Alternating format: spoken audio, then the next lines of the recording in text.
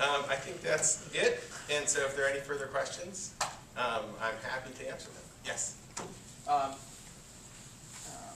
This is, I know, a tough question for you because it's such a large organization, but Yes. if you had to give some advice to the smaller to medium-sized nonprofits that have barely tapped into mobile, and they certainly can't do everything. Right.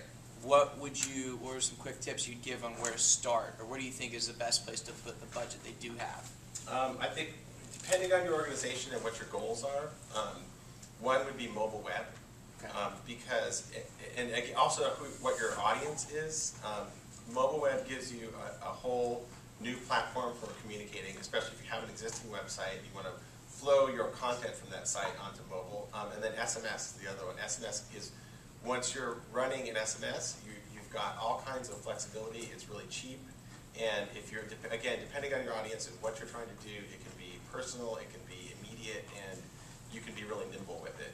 You know, compared to like developing a special app, can be really expensive. It takes a lot of time. Exactly. And then there's all kinds. I mean, you know, there are other people here at this conference who can tell you more about lots of options in between and ways to do app-style development, but in a shared environment, or ways to get mobile web up really quickly without building it from scratch. You know, there are many experts in the room.